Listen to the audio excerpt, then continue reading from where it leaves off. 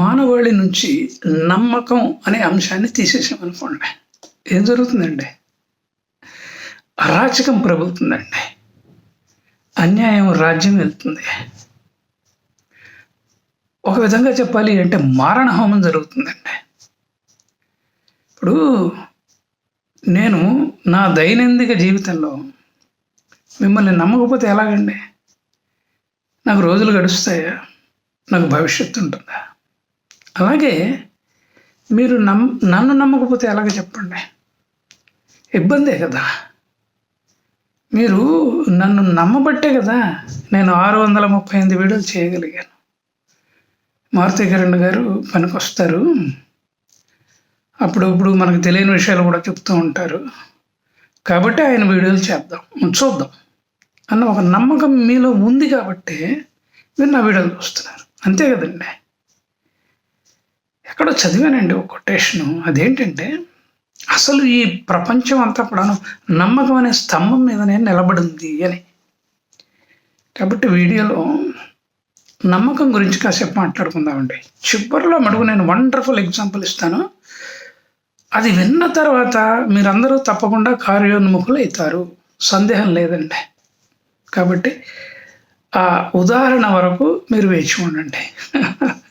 అంటే అంతవరకు నా వీడియోని చూడండి అని అర్థం అండి, అంతకంటే లేదు. ఒకటండి, నమ్మకం 2 రకాలు. అందులో మొదటిది మన మీద మనకు ఉండేది, 2 ఇతరుల మీద వ్యవస్థల మీద ఉండేది. ఇప్పుడు మన మీద మనకున్న నమ్మకం అంటే ఎట్లా వస్తుందంటే తల్లిదండ్రుల ద్వారా వస్తుంది, వాళ్ళ పెంపకం ద్వారా వస్తుంది, అలాగే మనం పెరిగిన వాతావరణం మీద కూడాను ఆధారపడి ఉంటుంది కదా. ఎదుగుతున్న క్రమంలో బాల్యంలో కౌమారంలో కొన్ని విషయాలని మనం చూస్తాం, కొన్ని విషయాలను వింటాం, కొన్ని విషయాలను తెలుసుకుంటాం, మరికొన్ని విషయాలు చదువుతాం కదా. అవి అనుకోకుండా నమ్మకాలుగా మేట వేసిపోతాయి మనలో. సరే, అవి తప్ప కరెక్టా కాదా అనేది పక్కన పెట్టండి, మొత్తానికి నమ్మకాలు మనలో బలపడిపోతాయి. అసలు కొన్ని నమ్మకాలకి రీజన్ ఉంటుంది, మరి కొన్నిటికి రీజన్ ఉండదండి. రీజన్ లేని వాటినే సెంటిమెంటు అని అంటూ ఉంటాం. అంటే సెంటిమెంట్కి రీజన్ ఉండదండి. 3 తరాలు బట్టి ఓ మరచెంబు అలా ఉండిపోతుంది.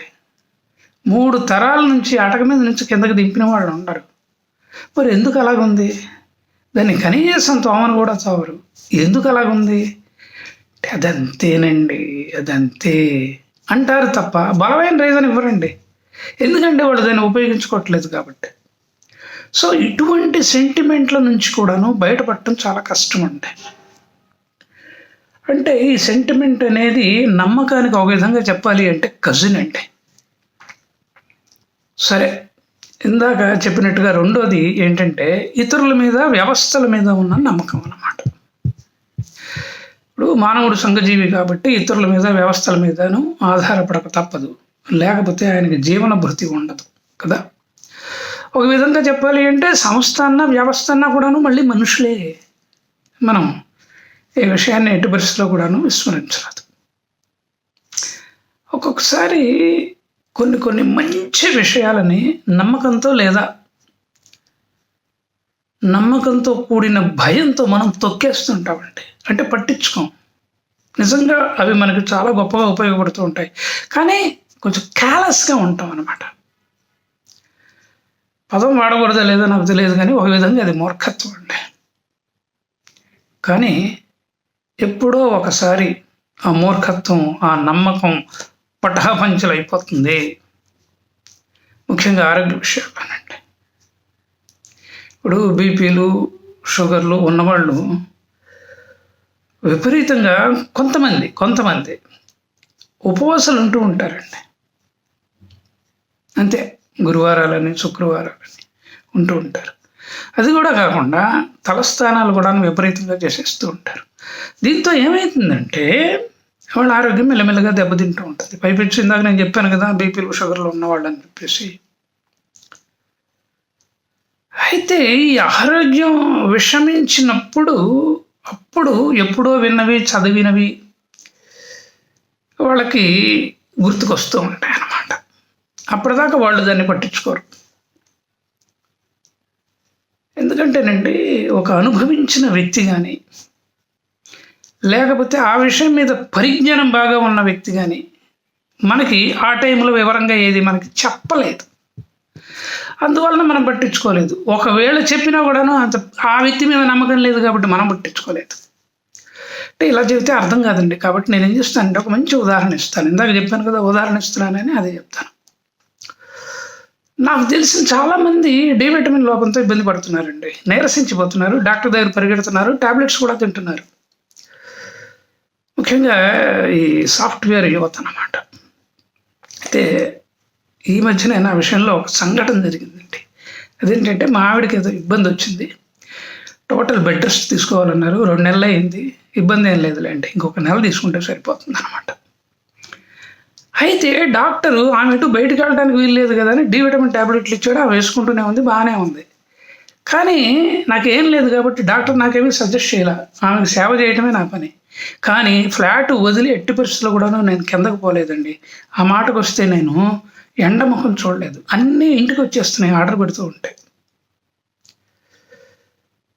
మెల్లమెల్లగా ఒక నెల రోజుల తర్వాత నేను నిరాసక్తగా అయిపోయానండి.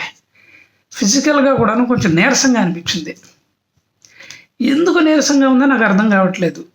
బెడ్ రెస్ట్ తీసుకుంటున్న మా ఆవిడ బాగానే ఉంది, నేను మటుకు నీరసంగా అయిపోతున్నాను. ఇక్కడే ఒక అద్భుతం జరిగిందండి. అదేంటంటే, ఇదే సమయంలో గొప్ప మిత్రుడు, సీనియర్ డాక్టరు ఫోన్ చేసి మా ఆవిడ ఎలా ఉంది ఏమిటి అని అడిగాడు. అంతకుముందు అతనికి చెప్పాను అనుకోండి. ఏదో చెప్పాను, పర్వాలేదు బాగానే ఉంది అని చెప్పేసి. అయితే నా విషయం కూడా చెప్పాను, ఆమె బాగానే ఉందయ్యా, నాకెందుకో కొంచెం నీరసంగా ఉంటుంది అని చెప్పేసి. అయితే ఆయన అద్భుతమైన మాటలు అన్నాడండి. అవి నేను మీకు యథాతథంగా చెప్తాను, ఇవి మీరు కూడాను పాటించాలి. అవి ఏంటంటే, అన్ని పనులు ఆపేసి పొద్దున్నే ఇద్దరు కూడాను 7 నుంచి 8 వరకు ఎండలో కూర్చోండి బాబు. మీ ఆవిడ తగ్గిన తర్వాత తీసుకెళ్ళు, నువ్వు కూడా కూర్చో. అలా కూర్చుంటే ఏమవుతుందంటే, సూర్యుడి నుంచి డి విటమిన్ మనకు వస్తుంది. మానవాళి యొక్క ఉన్నతిని సూర్యుడు కోరుకున్నంతగా ఈ భూమి మీద ఎవరు కోరుకోరు. తర్వాతే తల్లిదండ్రులు కోరుకుంటారు. పుణ్యానికి అప్పణంగా డి విటమిన్ ఇస్తున్నాడయ్యా. అది లేకపోతే మానవాళి కృషించిపోతుందని ఆయనకు కూడా తెలుసు. నేను ప్రతిరోజు అదే చేస్తున్నాను. 7 నుంచి 8 వరకు హాయిగా మేడ మీదకి వెళ్ళి శుభ్రంగా కూర్చుంటాను నేను ఎండలో. ఎందుకంటే 9ంటికి వెళ్ళిన వాడిని హాస్పిటల్కి రాత్రి మళ్ళీ 9ంటికి వస్తాను, ఆనందాన్ని పడుకుంటాను. కానీ ఆ గంటలో నా శరీరంలోకి ప్రవేశించిన డి విటమిన్ నన్ను బాగా రక్షిస్తున్నది. నేను చాలా యాక్టివ్గా ఉంటున్నాను, నీకు తెలుసుగా నేను ఎంత యాక్టివ్గా ఉంటున్నాను అని చెబుతూ ఇంకో విషయం కూడా చెప్పానండి. ఎంత ముఖ్యమైన విషయాన్ని ఎవ్వరూ పట్టించుకోరు కిరణ్, ముఖ్యంగా లేడీస్ పట్టించుకోరు. కిచెన్లోనే ఉండిపోతారు, వాకింగ్ చేయరు. 50 తర్వాత స్వతహాగా వాళ్ళకి బోన్ డెన్సిటీ తగ్గిపోతుంది. అందువలన ఉన్నట్టుండి సడన్గా పడిపోతారు వాళ్ళు. అలా పాపం పడిపోయి ఎముకలు విరగొట్టుకుంటూ ఉంటారు. అటువంటి వాళ్ళే నా దగ్గరికి చాలామంది వస్తున్నారు. ఒకటే కిరణం, ఫ్రీగా దొరుకుతూ ఉంటే ఎవరికి నమ్మకం ఉండదు, దాని విలువ కూడా తెలియదు అని నిజంగా ఆప్యాయంగా స్పష్టంగా చెప్పాడండి. అయితే నేను కూడాను కొన్ని 100 సార్లు ఈ విషయాన్ని విన్నాను, చదివాను, కానీ నేను కనెక్ట్ కాలేకపోయాను. కానీ ఎప్పుడైతే అనుభవం ఉన్న డాక్టర్ మిత్రుడు చెప్పాడో నేను నిజంగా సీరియస్గా కనెక్ట్ అయ్యానండి. 2 వారాలకు పైగా రోజు వెళ్ళి 7 నుంచి 8 వరకు సూర్యుడికి ఎదురుగా కూర్చుంటున్నాను నేను.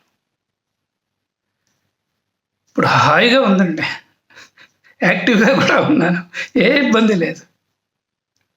కాబట్టి మీరు కూడా ఆలోచించండి, ఆరోగ్యం కంటే ఏం కావాలి చెప్పండి మనకి.